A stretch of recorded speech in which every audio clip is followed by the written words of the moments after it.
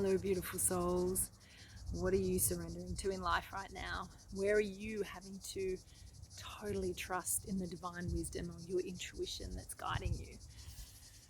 Welcome to the collective energy balance for this month. And I feel to just touch on, we're at the full moon in Leo, but what I feel really present to speak about is in the last month, in the middle of January, we had the shifting of the nodes. So for the next 18 months until July 2026, we have the nodes of fate and destiny, the north node in Pisces and the south node in Virgo. And so I just feel to touch on that because I feel this is kind of the energy we're moving into. This is the energy of the upcoming eclipses, and I imagine that this is what you're dealing with at the moment. So, if we just break it down to the north node, is really what we're moving towards. The south node is kind of, in simple terms, what we're moving away from. And so with the north node going into Pisces, if we consider the traits of Pisces, in its highest expression, it's really about that connectedness to all things, to spirit, being one with spirit, one with others, loving, compassionate, empathetic,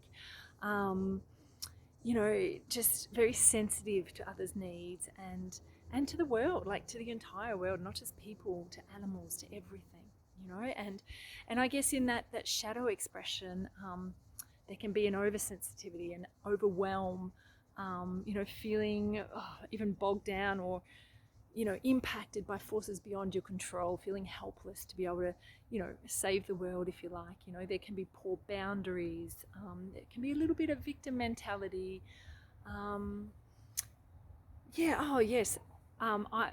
be that dreamy kind of quality, overly idealistic, so rather than grounded in reality. And also there can be that tendency towards escapism, so potentially using alcohol or drugs to escape what's really going on with your feelings, with your heart, with the world around you. And if we look at the south node, as I say, what we're kind of moving away from, but I'll bring that in together in a moment. So the south node being in Virgo, and Virgo in its highest expression, it's really about detail oriented, can be very task oriented, service oriented. In the shadow aspect, there can be this perfectionism. There can be over-analysis and getting really stuck in the mind. There can be judgment of self and others, highly critical of self and others. And through that perfectionism or that task-oriented can be quite cunning or manipulative or controlling of the space or of the people around them in order to attain goals. So if we kind of put this into a bigger picture journey over the next 18 months, is it's said that potentially we are stepping more into these higher expressions, if we choose, of Piscean qualities. So really, recognizing our interconnectedness with all things and allowing the divine to guide us, allowing our intuition, that depth of surrender to our feelings and to the bigger picture, and perhaps making our choices based on an intuitive hit that we have no idea. We're taking an absolute leap of faith. And I feel like there's a lot of people going through that at the moment. So, so really allowing that trust as you navigate change at the moment. And I know I say this every time, the last year, 18 months have been really, a big time of change for a lot of people. I know myself, and I usually bring in a lot about myself, but I've had a massive upheaval, a massive identity shift. All of my foundations have shifted, hence why we have this beautiful background right now, very different to what has been, because I'm no longer in the same clinic space I was. But, basically we need to really take a leap of faith at times, and especially during times of change and transformation when we don't know what the outcome is. So I guess I ask, what changes are you undergoing in your life right now? Where are you having to really put your trust in the divine to guide you, or in your own higher self, trusting in your intuition, trusting in your heart and your inner wisdom that it knows the way for you? And in that way, what is actually lighting you up? What direction are you inspired to take now? You know, even if it's completely different from the direction you've ever done before, like what is lighting you up? Where are you wanting to be more aligned in your life, or, you know, really honoring your authentic self and making choices that you may not have allowed before? Because this is where the juicy part is. So I'm going to go into the collective balancing. Excuse the train if you can hear it. It will be gone in a moment. You know, of how we can support you to fully surrender with trust and really make those choices. Take that leap of faith in the direction that you're being called. Okay, so just being called to this page here. So, okay, playing ostrich will only heighten the tension. So where I see that, and you may have your own interpretation, but is there some area where you've been putting your head in the sand, where you're not allowing yourself to fully, you know, own the feelings or own the intuitive hits? You know, where are you denying perhaps that wisdom that's coming through? And it could be about the direction that you want to take. It could just feel so damn scary that it's easy to just put your head in the sand like an ostrich. You know, then take that leap of faith. And so just keep, you know, I guess just stir that up inside yourself for a moment. Where are you playing ostrich, and where are you denying some part of your feeling that could be highlighting an important area of growth, or, you know, just transformation, even if it means taking a really big bloody leap of faith, step into the unknown. So it's just saying, tell him about the extremely strong I within him. So recognize that you have a strong I, a strong sense of self. And what does the I, you, want and need right now? Like, what are you being called to do, to create for yourself, for the world, to be of service to the world? Because, you know, chances are it's very rare that we're doing these choices just for ourselves. I mean, we may first and foremost have our own happiness and, you know, I guess balance, stability, whatever in mind. But, you know, generally most people are doing this for something bigger than themselves. So, you know, just remember that strong I within you. You know, that strong I. What does that strong I actually really know and want? What wisdom does it want to bring through to the world? What is it really being called to do? So just grab my book. I am being directed to one of our survival emotions, and this one is about fear and feeling insecure.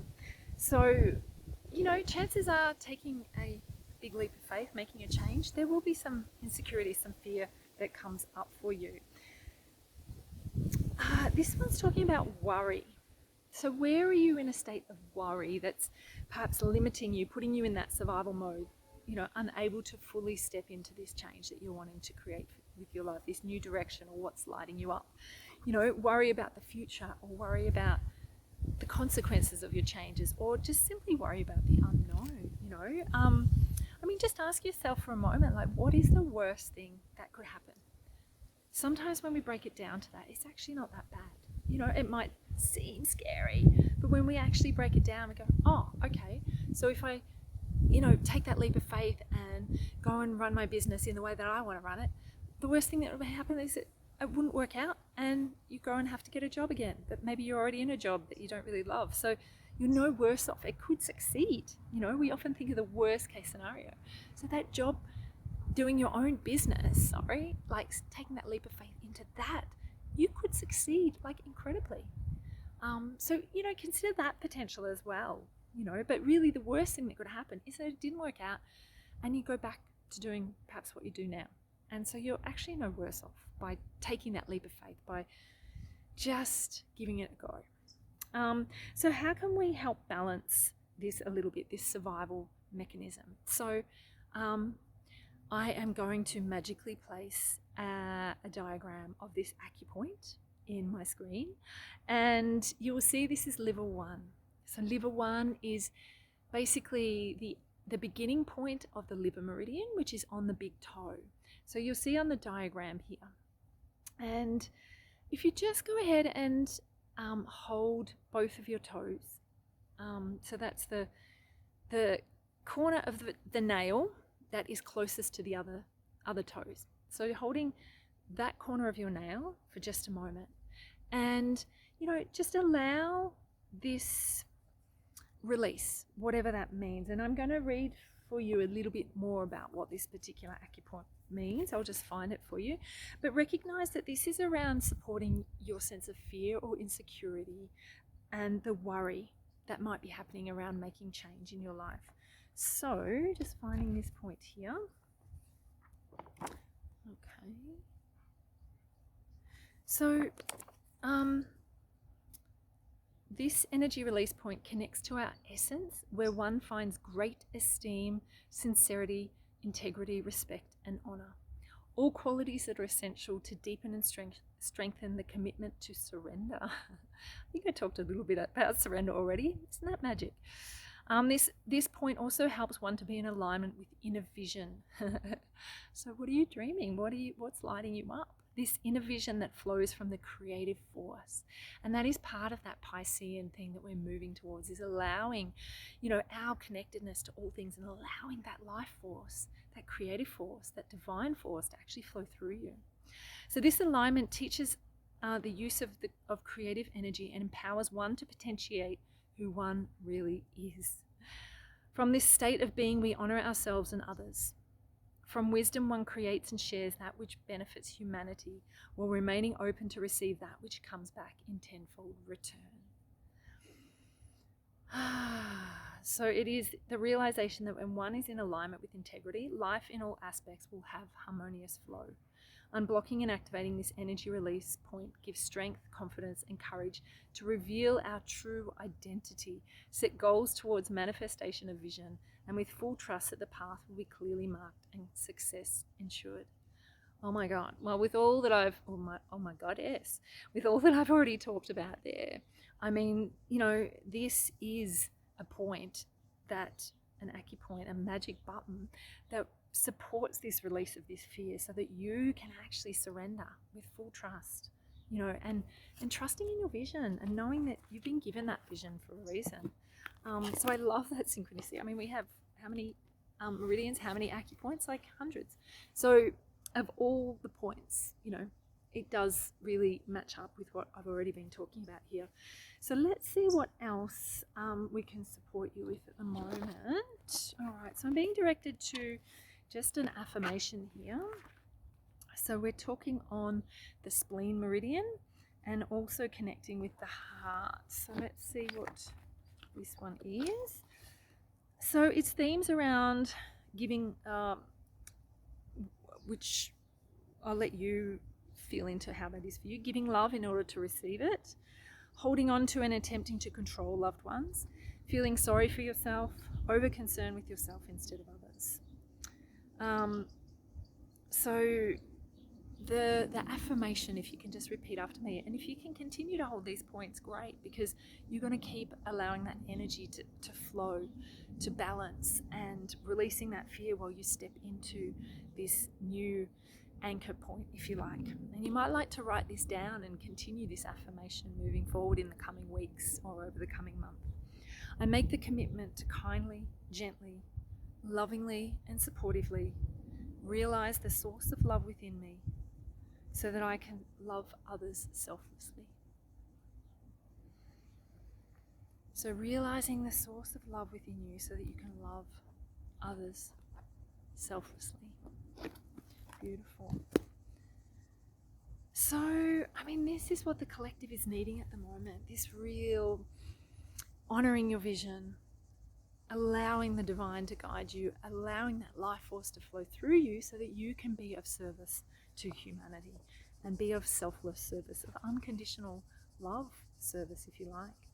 So there's just one last thing I'm being directed to, and if you've watched me before, I work with the gene keys. So we're being directed to the 27th gene key. So each gene key has a shadow. So the shadow of this one is selfishness.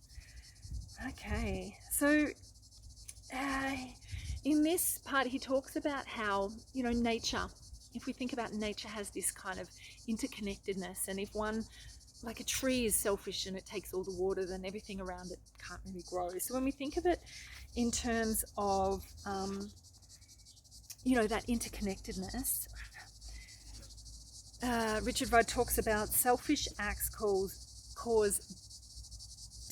devolution rather than evolution. So selfish acts cause devolution, whereas selfless acts cause evolution. Okay, so thinking it in terms of that. So the shadow is, if we're selfish, then that's a devolution for us, for everyone. We contract, no one benefits. And, you know, selfishness can come through, and if we bring in those Virgo qualities, you know, what we're moving away from, selfishness can come in the field of self-sacrifice. It doesn't have to be about mine. It can actually be about sacrificing your own needs, feeling that that's actually being a good thing, but it's actually not. It's actually selfish, because in doing the self-sacrifice act, you're actually doing it with a greater intention of gaining love or avoiding pain. So it's actually selfish in that way. It's not coming from that state of unconditional love. And so ultimately, the 27th gift is around altruism. And he talks about it being the pod mind. So, you know, when we work together, you know, we can do things for the greater good together, and we all win. It's a win-win-win, you know. And then the city, the highest possible frequency of this particular energy, is around selflessness, which has already come up today. So it's really about, again, that unconditional love, you know, making your choices from that place of knowing that the choice that serves you, not self-sacrificing because you feel or you think, or because of conditioning, that they might need you for this or that if you don't do that thing, you know, but really honoring what the divine is calling to you, what is lighting you up, surrendering with trust that you are being guided for the good of everyone. And really that is going to allow you to step into that state of unconditional love and selflessness, and doing your part for the divine good of all. And I mean, that really is the highest expression of Pisces. So keep that in mind as you journey through the eclipses over the coming year. You know, this is the theme. This is what we're being called to do in the coming 18 months. So really invite you to work with that. I mean, it's not going to happen overnight, but just see how you can keep coming back to that as a way of using that as your guiding force. You know, recognizing the divine is sending you in a direction that you're meant to be, that is part of your higher purpose, for the purpose and good of all. Okay, so I feel that that's all to say right now. I wish you so many blessings in this journey, and just know that it's not necessarily going to be easy. It's not easy to surrender into the unknown. Keep coming back to these tools, you know, keep coming back to this acupoint. If you notice yourself getting in worry when the energy's all up in the head, come back down and put your fingers on your big toe.